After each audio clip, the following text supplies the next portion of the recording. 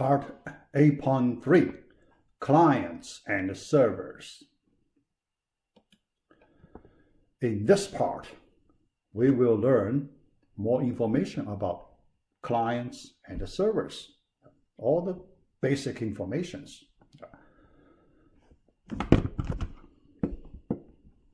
All right. Client-server communication model. This is an important concept. But for this part, we talk about clients and servers. And our next part, we will get to this concept. All right. Communication on the internet. We go back to Tim Berners-Lee. He developed the World Wide Web technology. Yeah. So this time, I give you his colleague, Robert Cailliau. Robert Cailliau, yeah. So he really got some important help from this colleague. All right, so this is the picture of Tim Berners-Lee. Okay. What did they need to develop in order to make this technology work? They need to build many pieces. The first one, web browser. So this one is the browser developed by Tim Berners-Lee. Okay? Yeah. So the time you can see, yeah. So very old web browser. Another piece, web server. You need a web server. And that one next to computer. Yeah, I mentioned in the previous video. So this one, next computer. Yeah. And in this computer, you can see, yeah, we talk about that. Handwriting note, right? So we saw that last time. Yeah. Website. They need to build a website. Very simple website. Yeah. So people can view this page in that website. They also need HTML and HTTP protocol. So these are the main things they need to build. Although other than these things, there are many other things. Yeah. But after all the work in a little more than 1 year, the whole project completed and tested successfully. All right. All right. Now let's look at this handwritten note on their server. What's that? Yeah, very strange. So put a piece of paper with some message on it. Why is that? All right, so look at the content. This machine is a server. Do not power it down. See? Yeah. They told people around them, if those people saw this machine running, do not power down to save some electricity. Because based on people's impression, people felt at that time, if nobody used the computer, we should shut down to save some electricity bill, right? Yeah. But we know the server cannot be shut down. If you shut down a server machine, it cannot provide any service. Okay? Yeah. Server is supposed to, run all the time. Yeah. So that's why they put this message on their server. Yeah. Okay? Very special at that time. Yeah. All right. Now let's look at the client machine. So that's very easy. Yeah. So all of you, I think, you know what machines can be used as server machines. Yeah. So the definition, so I do not need to talk about this definition. Let's look at the hardware side of the server, of the client, hardware client machine. All right. First, a desktop. So we are familiar with that. Laptop client. You know, yeah. Tablet machine. Yeah. Also commonly used. Many people use tablet as the client machine. Yeah. Another one, smartphone. Yeah. So, although there are probably other types client machines, but these are the most commonly used client machines. Yeah. Now the software side, we mainly talk about web browsers. Software at the client side. So the most important one, web browser. Yeah. Chrome, yeah, the first one. It has the biggest market share, 68 point something percent. Okay. This number keep changing, yeah, these numbers. So when I look up, at that time, so I got these numbers, but after some time, they could change. Firefox, 7.91%. Okay, much smaller. Yeah. Edge, Microsoft Edge, 6 point something percent. Internet Explorer, still 6 point something percent. Safari, 3 point something percent. Opera, 1 point something percent. So very small. But this is my favorite web browser. So I always use this because it has a nice feature. I like it a lot. When you open several pages, if you do not manually close them, they're always there. So it's very convenient. Yeah. Yeah. I do not like to bookmark many pages. Yeah, very hard to find. Yeah, but in using Opera, so I do not need to bookmark many pages. Some pages, if I feel I still need to use frequently, then I just leave there. Yeah. Even you shut down the computer, restart your machine, even after a long time, those pages still there. So that's the one I really like, for my, personal opinion. Yeah. All right. Then, how people know these percentage? How do they get the statistics? So here I have a project idea. So I don't know if I will assign you this project. There is a possibility, but this project is very interesting. Not very hard, but it's pretty interesting. How to do web browser hit counts. Suppose you have a server. Many people visit your server using different web browsers. Okay, but how do you know? How do you do statistics? Chrome. So, what percentage for the Chrome, Firefox, Edge? How do you get those numbers, statistics?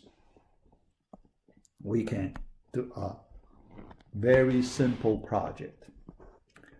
We will use HTTP header to get that information. Header part. Yeah. I will cover HTTP sometime later, yeah, because that is very important for web programming. You have to understand the basics of HTTP protocol.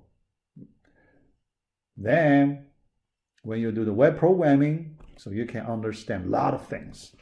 Otherwise, it's very hard to understand. A lot of things, it's very hard to understand. So I will talk about that HTTP later. Then when I talk about HTTP header, you will understand how to get that information. Okay. All right. Now let's look at servers, the web servers. Hardware and software, also two sides. The hardware servers, so the definition. Here you look at the special property. Wait for any requests. Servers keep running, waiting for requests from the client. Okay, so that the typical property. Or other computers act on that request. What's the action? Response. It will, produce response. Yeah. Here I give you, many server machines put in a data center. Yeah. People also call server farm, large number of servers. This kind of, data center, you can imagine consume a lot of electricity, pay a lot of electricity bill, energy, consume a lot of energy in electricity. You can see, the bill is big. Okay, all right. Now I compare the first server, Tim Berners-Lee, right? The first server, this handwritten note, the modern server, you can compare. Huge difference. Okay. All right. Email server, one hardware server type. File sharing server, website hosting server, database server. Okay, from the hardware side. Software servers. For the software servers, web server software. Some software used as the web server software. Okay. Application server software.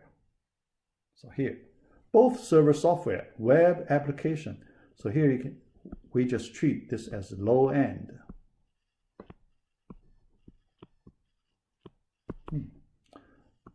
Application high end. Advanced.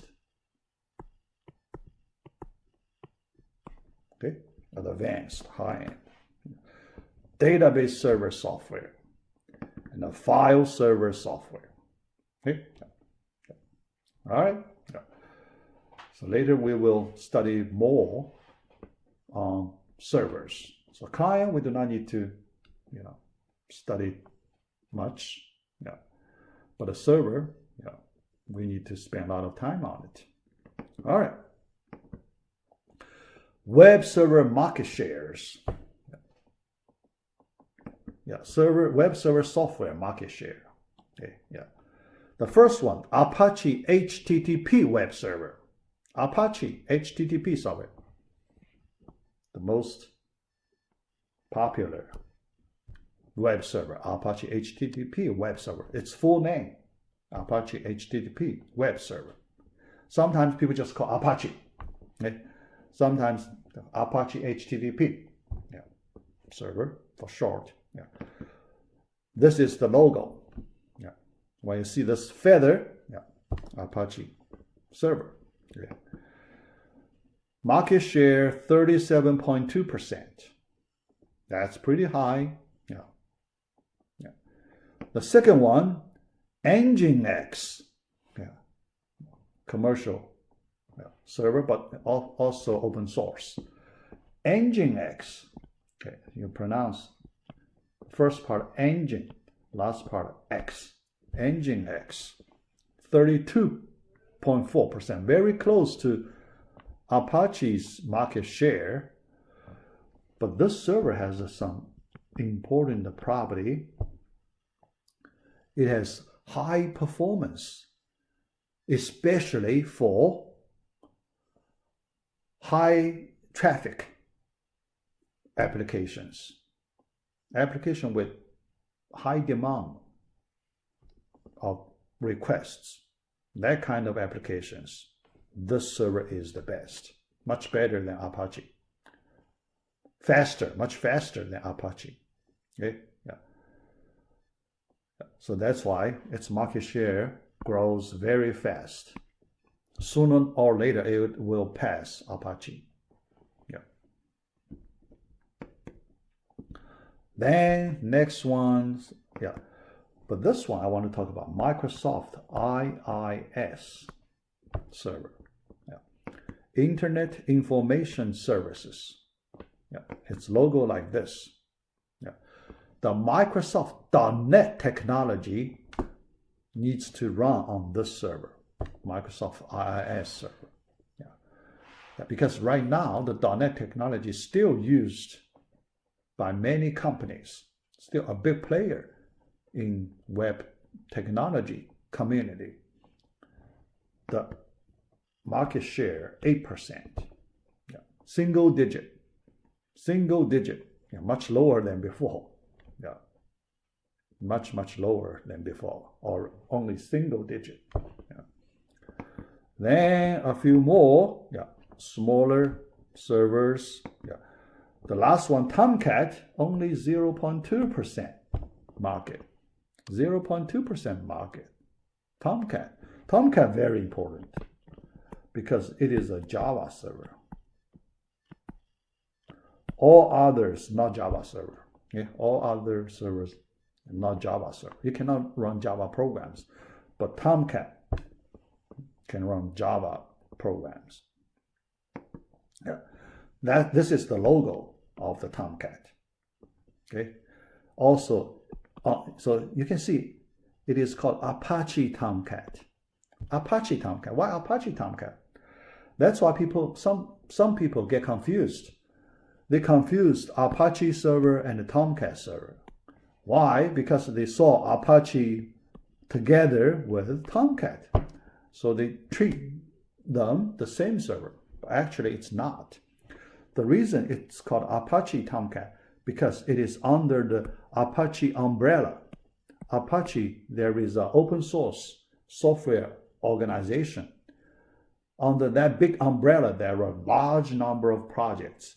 Tomcat is one of the projects under that umbrella, Apache umbrella. Yeah, so that's why the name Apache Tomcat. All right. In our courses, computer science, also here in our courses, for these two courses, 3010, 6410, we use Apache server. Yeah. These two courses, 4010, 4012, we use Tomcat server. Yeah. Okay. Yeah. All right. Next, Apache versus Tomcat. Yeah. What's the difference? Yeah. So here I want to compare a little bit. So they're different. Yeah. First, they're under the big umbrella. This umbrella is called Apache Software Foundation, Open Source Foundation. Under this big umbrella, there are a large number of projects, open source projects. So their community is very big, very powerful. Yeah. And a lot of tools developed in this open source community, very useful. Okay. Yeah. First, Apache HTTP web server, its properties. Open source free web server software developed in early 1995, so very early. So if you look at the web technology, you know, the timeline, 1995, pretty early. Yeah. Became popular in April 1996. Yeah. Quickly occupied the market share, the biggest market share. Okay. Fast, reliable, secure. Written in C, does not support Java directly. Yeah. But if someone really wants to run Java, so then they can use some special connector, okay? Yeah, inside the server, using some module connector, and it can do that. Yeah, but it's not very good in that way. Yeah. Tomcat web server, the property. First, also open source project under Apache umbrella. Pure Java web server, completely written in Java, the whole server. Yeah. Another property started off this time and as a servlet reference implementation. So what's that? When it was started, the main purpose to create this server is for servlet technology. Servlet technology. Okay? The servlet technology on the Java, Java, big Java technology. So there is a block technology, servlet technology. And the servlet technology has specification, technical requirements in the specification. But how do you know this technology works? If you only have this technical specification, how do you convince people this technology works? So then there is a special server needs to be developed called reference implementation server. So implement that specification and demonstrate to those people who are interested, so this technology really works. That's the meaning. So Tomcat at the beginning, the purpose is for that. Later, it evolves many versions, and after a certain point, Tomcat became a commercial. Oh, we do not say commercial. Actually, it is. Became a production server. Yeah, more precisely, we should call production server. Okay. So many companies, they can use Tomcat to power their web applications. The quality is good. So that's why we can use it as a production server. Yeah. All right, so that's the part 8.3. Okay. We have the last part. Yeah. Only one slide. Yeah. But it is an important concept. Yeah.